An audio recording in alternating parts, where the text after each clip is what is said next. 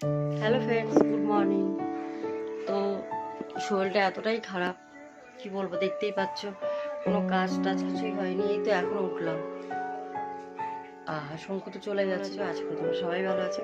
আর এই দেখো আমাদের কুকুরটা ওই যে বসে আছে, শুয়ে আছে ওখানে। তো এখন আমি গুছাবো, কত কাজ, শরীর খারাপ হোক আর যাই হোক, মেয়েদের তো করতেই হবে, ঘরের বউদের একা সংসার হলে যে অবস্থা হয়, তাই না? তো ভিডিওটা দেখতে থাকো।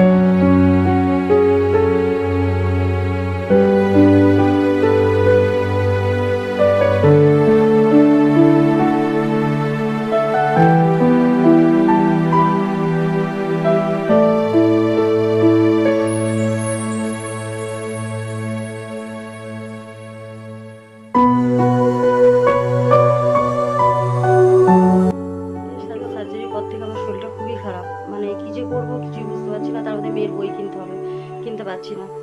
চোখ মুখের অবস্থা দেখেছো আমার, এত শরীর খারাপ। তারপরে এই দেখো বেল বাঁধা আছে, দেখো বেল, এই যে বেল বাঁধা আছে, নাহলে আমি দাঁড়াতে পারি না, কাজ করতে পারি না। তো কি করব, বাধ্য হয়ে তো আমি ইউটিউবে এসে চ্যানেলটা করলাম। কিন্তু বন্ধুরা, তোমরা সাবস্ক্রাইব করছো না, আমাকে প্রচুর প্রচুর শেয়ার করো। আমার ইউটিউব সব বন্ধুদের বলছি, তোমরা একটু বেশি করে শেয়ার করো, যাতে আমার মেয়ের বইগুলো কিনতে পারি, মেয়ের টিচারের ফিসটা দিতে পারি।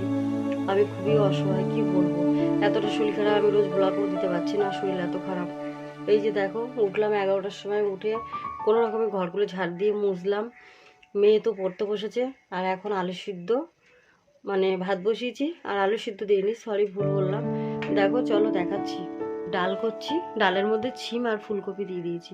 ডাল, ফুলকপি, ছিম, আলু সিদ্ধ, ভাত, ব্যাস, আর কিছু না, আলু দিইনি, ছিম, ফুলকপি, ডাল সিদ্ধ, এইভাবে। এই হলো খাবার দুপুরের মেনু আমাদের। আমার শরীর এত খারাপ, কিছুই করতে পারছি না, না কাজ করতে পারছি না, রান্না করতে পারছি। আমার যে হাজব্যান্ড, মানে শঙ্কু তো কাজে চলে গেছে, ও কাজে না গেলে তো যেটুকু আমরা খেতে পাচ্ছি সেটুকুও খেতে পারবো না, মানে সবই বন্ধ। তো কি করে চলবে? ওর আগের কাজটা বন্ধ হয়ে যাওয়াতে আমাদের এই সমস্যাটা হচ্ছে। মেয়ের পড়াশোনা, মেয়ের এই এত উঁচু ক্লাসে পড়ছে মেডিকেলের জন্য, বুঝতে পারছো ওটা কত খরচা। সেই কোনো ফিস দিতে পারছি না, বই কিনতে পারছি না, টেনশনে আমি অসুস্থ হয়ে যাচ্ছি। রোজই ওষুধ খাচ্ছি, শুয়ে পড়ছি, সকালে আর উঠতে পারছি না, এত শরীর খারাপ, খুব মশা আমাদের বাড়িতে। তারপরে বন্ধুরা, আমি ইউটিউব বন্ধুদের সবাইকে অনুরোধ করছি, আমার এই ভিডিওটা দেখো, প্রচুর প্রচুর শেয়ার করো, সাবস্ক্রাইব করো, যাতে আমি একটু এগোতে পারি, আমার মেয়েকে একটু পড়াতে পারি। আমার মেয়ের পড়াশোনাটা খুব দরকার।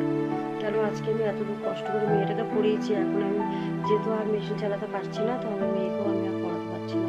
তো সেই জন্য বলছি, তোমরা যদি একটু শেয়ার করো, সবাই আমাকে একটু হেল্প করো, সাহায্য করো, তাহলে আমার মেয়ের এই মেডিকেল পরীক্ষাটা দিতে পারবে, বই কিনতে পারবো, ফিস দিতে পারবো।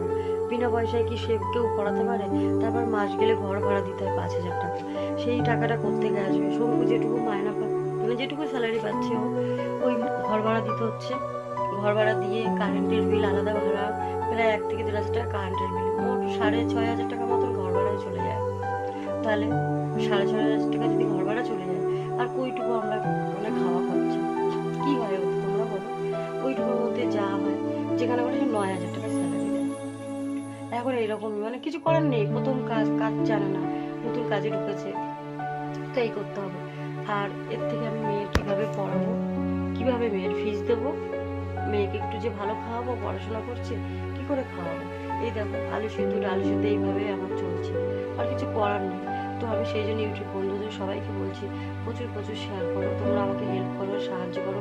এই দিদিভাইটার পাশে একটু দাঁড়াও, তোমাদের অনুরোধ করছি, এই দিদিভাইটার পাশে একটু এসে দাঁড়াও।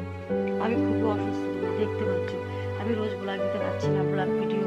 এই দেখো নিজে অসুস্থ থাকলে কি অবস্থা হওয়ার, তো কিছু বোঝাতে পারিনি, মাসের এরকম টানানো আছে, ওইভাবে কোনো রকমে গুছিয়ে রেখে দিয়েছি। আর মেয়ে পড়তে বসেছে, মেয়েও চিন্তা করছে, বই টই কিনতে পারছে না, তো আমাকেও কিছু বলছে না। আমি বুঝতে পারছি মেয়ের কষ্টটা, কিন্তু আমি মা হয়ে কষ্ট দেখতে পাচ্ছি না, কিছু করতেও পারছি না। কোথায় যাব, কি করবো আমি, তোমরা বলো? তো সেই জন্যই বলছি, তোমরা আমাকে একটু হেল্প করো, পাশে দাঁড়াও।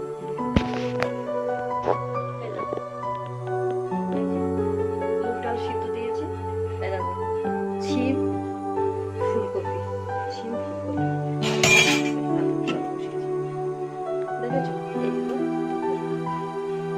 আমাদের মতো মধ্যবিত্ত গরিব মানুষদের আর কি করবো, এইভাবেই চলতে হবে। হ্যালো ফ্রেন্ডস, তো দেখো সেই তো তোমাদের সাথে কথা হয়েছে, সকালে বললাম না আমার শরীরটা খুবই খারাপ, তো এখনো শরীরটা ঠিক হয়নি। আর এই শুয়েছিলাম, দেখো সব কিছু এখানেই আছে ছড়ানো ছিটানো। আর এখন তো রাতে তো রান্না করতে হবে, তো মেয়ে আটাটা মেখে দিচ্ছে, আমি রুটিটা বানিয়ে নেবো আর কি।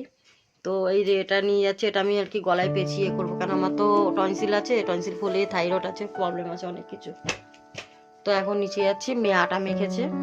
আর তো মোবাইলে এই দেখো চার্জ হচ্ছিল, একদম চার্জারের তারটা না, এই দেখো এই দেখো এই দেখো চার্জারের তারটা দেখো একদম ছিঁড়ে গেছে।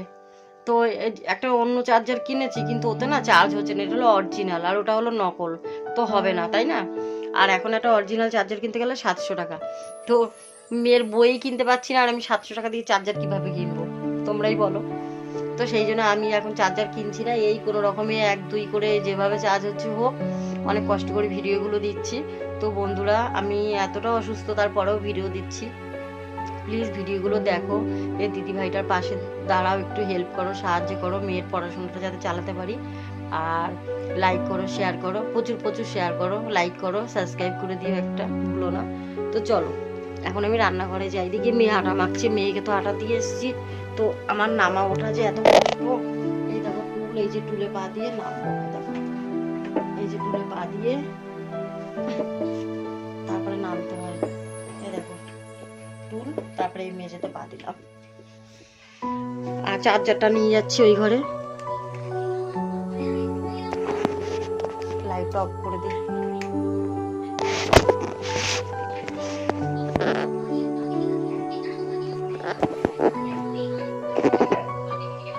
তো চার্জারটা আবার নিয়ে আসলাম, চার্জে বসাবো।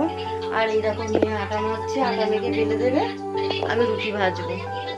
এই যে পঞ্জিকাটা আর কি দেখছিলাম যে এত সময় খারাপ যাচ্ছে, কি বলবো।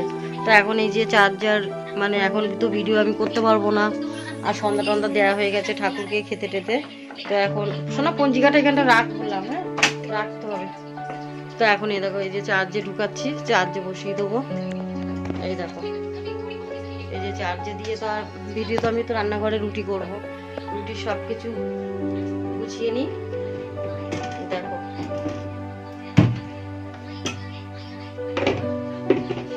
আমরা তো রাতে রুটি খাই, আর আজকে যে বললাম না শুধু ডাল করেছি, আর তো কিছুই করিনি। তো ডালটা গরম করবো, এটা দিয়েই রাতে রুটি খাওয়া হবে, এই দেখো আর কিছু না। তো ডালটা গরম বসাবো ঢাকা দিয়ে, কেন বলো তো এই লাইটের ফোঁটাগুলো না মানে উড়ে আসতে পারে। তো এই দেখো ডালটা ঢাকা দিয়েছি, বসাবো। আর মেয়ে আটাটা মেখে বেলে দিই। তাওয়াটা কোথায় রাখলাম, তো এই দেখো তাওয়া বসিয়ে দিয়েছি, একটু মুছে নিই তাওয়াটা। আর মেয়ে শঙ্কু তো এখনো আসেও, বাজার করে আনবে, বাজার কিছুই নেই, বাজার করা হয়নি। কালকে মানে রবিবার ছিল, ওর তো ছুটি থাকে রবিবার কারখানা, তো কালকে বাজার করতো কিন্তু করতে পারিনি, এমার্জেন্সি কারখানায় মাল যাওয়ার ছিল তো চলে গেছিল, তাই বাজার কিছু আনিনি। তো সেই জন্যে বাজার করবে, করে আস্তে আস্তে 10টা হয়তো বাজবে।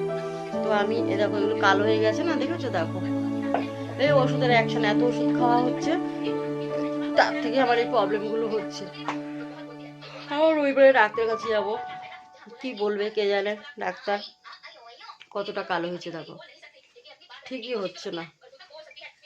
তো এখন এই যে রুটি মেয়ে বেলে দিক, মেয়ে শোনো ছোট ছোট বেলবি, হ্যাঁ হুম, ওর থেকে পারলে আর একটু ছোট হলেও হবে।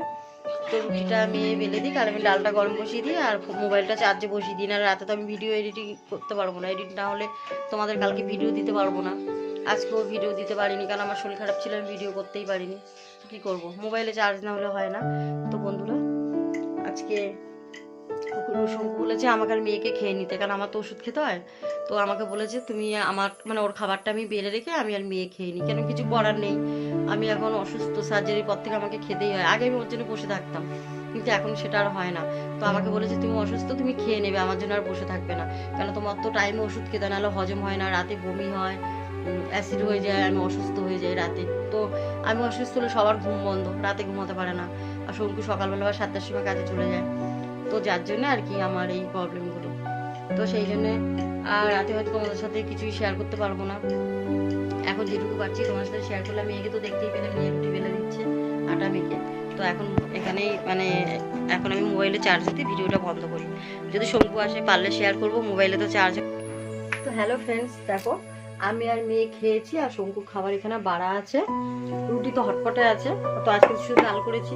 তো দেখো ডাল বাড়া আছে, দেখেছো, আর রুটি ওই যে হটপটে রাখা আছে, তো আসলে খেতে দেবো তোমাদের, সেটা দেখাবো।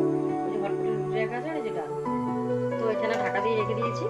মেয়ের আর আমার খাওয়া হয়ে গেছে, জলও ভরে রেখে দিয়েছি, আমি জল খেতে নিচ্ছিলাম। আর এখন আমি হাঁটবো 15 মিনিট, মানে এখন 9টা অব্দি হাঁটবো, 9টা পর্যন্ত।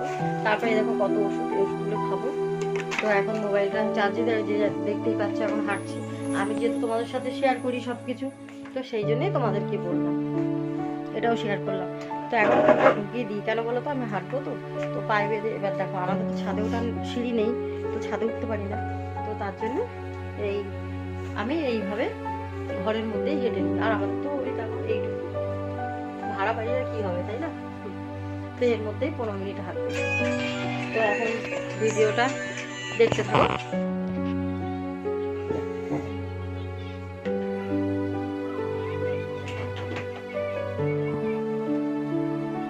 তো এই দেখো বাজার সব নিয়ে আসা হয়েছে কালকের জন্য, আর কালকে রান্না করব।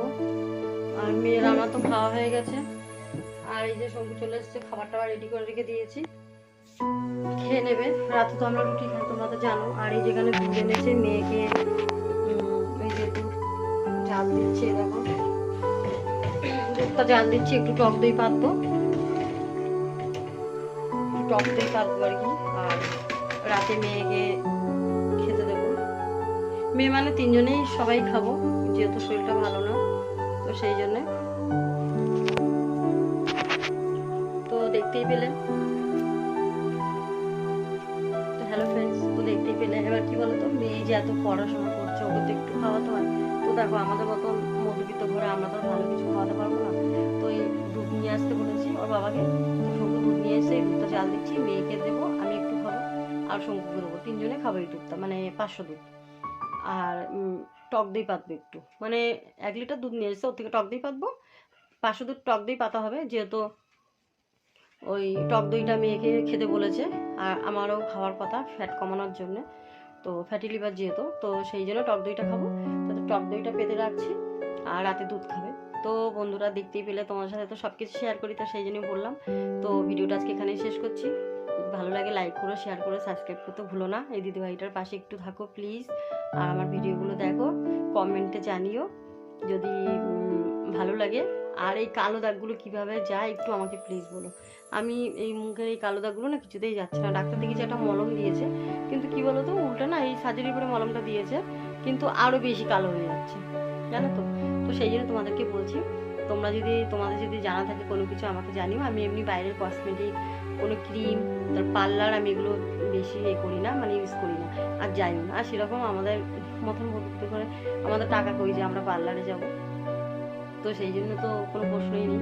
তো যাই হোক বন্ধুরা, ভিডিওটা আজকে এখানে শেষ করছি। গুড নাইট, তোমরা সবাই ভালো থাকো, সুস্থ থাকো, টাটা। হয়ে গেছে, শুবি তো? হ্যাঁ, আজকে রাতে শুরু। শুয়ে পড়বি, হ্যাঁ, দেরি হয়ে যাচ্ছে কিন্তু, রাত হয়ে গেছে। আবার এমনিতে বই টই এখনো বাকি আছে, কতগুলো বই দেখি, তারপর বই আনার ব্যবস্থা করছি। তুই শুয়ে পড়, অনেক রাত হয়েছে, 11:30 বাজে, সে আর রাখতে হবে না, হ্যাঁ, শুয়ে পড়।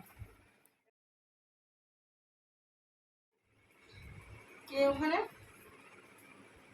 কে রে শোনা, কে বলতো ওখানে? আচ্ছা, কে ওখানে? কে রে ওখানে? দেখি তো কে। মা, লাইট বন্ধ হয়ে গেছে। হ্যাঁ, হঠাৎ করে লাইটটা অফ করেই চাকুটা নিয়ে দৌড় দিয়েছে। তো বুঝতেই পারলাম না যে ব্যাপারটা কি হলো আর কে এসেছিল। তো খাটের তলা টলা সবই, খাটের নিচে খুঁজলাম, কাউকে দেখলাম না। হাজব্যান্ডকে জিজ্ঞেস করি দেখি কি বলে, তারপর তোমাদের সাথে শেয়ার করবো। তুমি কি গেছিল ওই ঘরে? তাহলে মনে হলো কে যেন ওই ঘরে গেছিল।